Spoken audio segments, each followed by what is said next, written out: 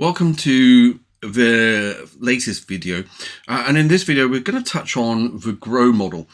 Now the GROW model is an effective framework for goal setting and problem solving within coaching. What we'll do is we'll kind of walk through the history of the GROW model, its key stages, and how to apply it in real life coaching scenarios and also the workplace. Now again, for some of you, you may use this all the time.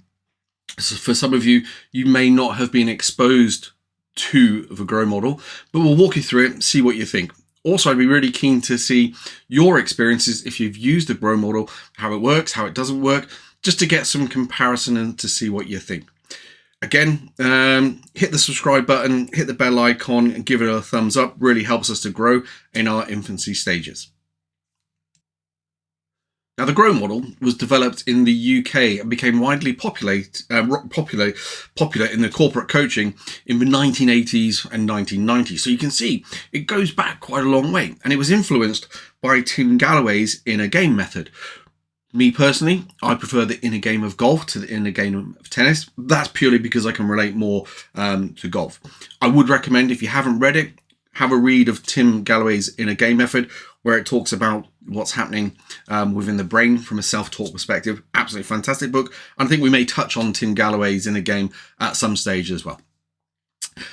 So the GROW model, primarily implemented by Sir John Whitmore, who used it to help individuals achieve their goals through structured coaching conversations. Now, I had the pleasure of seeing Sir John in action over a 2-year period as I worked with him in an organization to implement a coaching framework. So I'm speaking from experience in the use of the GROW model when we go through the remainder of this video. Now, the GROW model is structured into 4 key stages: goal, reality, options, and will. And what we'll do is we'll look at each of the stages and the types of questions that you may ask to guide the coaching process. The first stage is the goal. Now, this is where you define a clear and specific goal that the individual wants to achieve. We can use the SMART framework of specific, measurable, achievable, relevant, and time-bound to ensure that the goal is as specific as possible. What we don't want is a wishy-washy goal. We want the goal to be as specific as possible by going through that SMART objectives.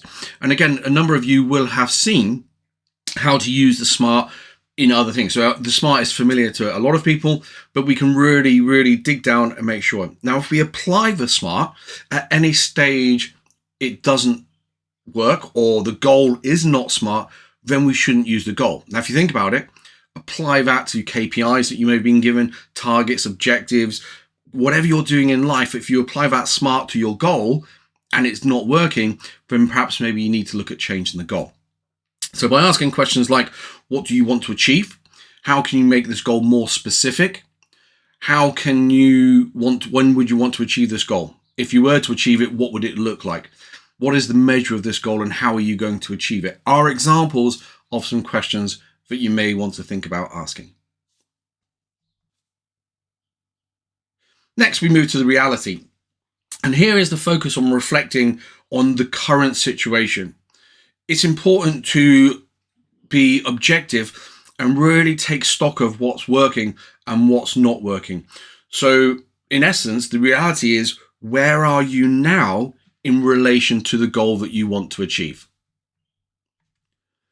So again, if you're thinking about questions, those questions will be, where are you now in relation to the goal? What progress have you made so far? What skills or resources do you have? It's those type of questions that are going to dig down into where are you in relation to that. And I'm going to touch more on that later on as well. So I'll show you a reference point for that. In the option stage, it's time to brainstorm different ways to achieve the goal. The key here is to think creatively and explore multiple positions. It's, anything is what you could do. Absolutely anything from there is, how could you tackle this differently? Who could you go to for information? What else could you try? What options have you established so far? Who could you go and visit to do this? It's absolutely everything that you can think of. So you can brainstorm it, and there is nothing that's off the cards. There is nothing that's off the table. Absolutely everything in this stage can be a brainstorming. You know, if you think about putting yellow post-its on a wall and stuff like that, absolutely fantastic. Get as many options down in what you could do. Now, the final stage is the will. And this is where any of your options, you're going to turn them into actions. So in essence, the will is an action plan, and it's focusing on the commitment that you will actually do to achieve the goal. Now, some grow models I've seen use the way forward. My personal preference, and this is my personal preference, is to stick with the will, because the way forward can sound, in certain situations, a little bit wishy-washy. So my personal preference is to keep it the will, because I'm really honing in on what will you do and making people accountable for taking those actions as well.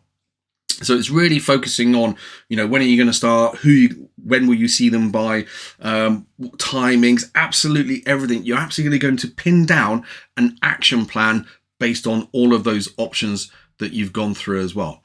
And again, it's that commitment. So, and for me, it's getting the person or you to take accountable for those actions, because you can then turn around after a period of time and say, okay, you said you were going to do this. However, you haven't done it. Or you said you were going to do this. What results did you get? So we can look at those kind of results from there as well. But in essence, as I said, it is what will you do? Okay.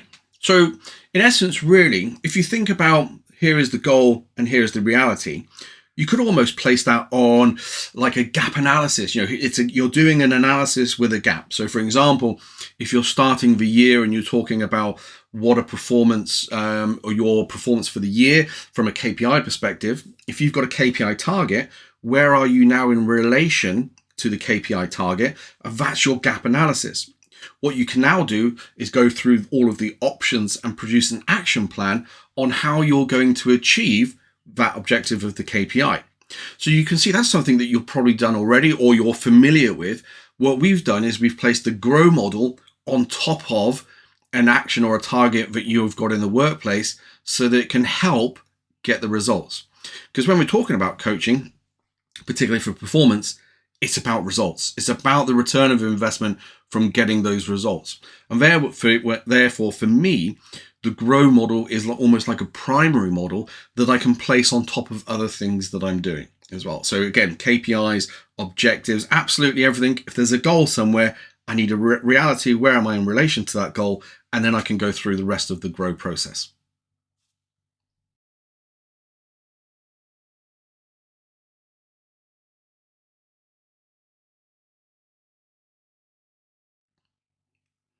So there we have it.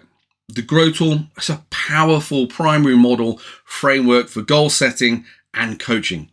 By regularly revisiting your goals, reflecting on the progress, and committing to actions, you can achieve lasting growth and success, not only within the business setting, but within a personal setting as well. And remember, it's a roadmap to success. What I want to do, thank you for taking short time, quick introduction to the Grow if you haven't seen it before, and we'll maybe build on that in subsequent videos as well. Certainly we will touch on the inner game later on as well.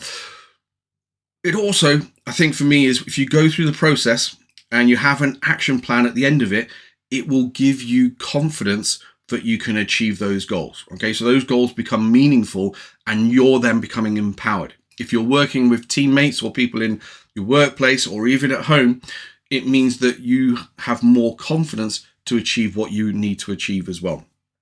Okay, so again, interested, leave any thoughts that you've got in the comments below, and remember to hit a like and subscribe and look out for the next video. Yeah, I'll see you on the other side.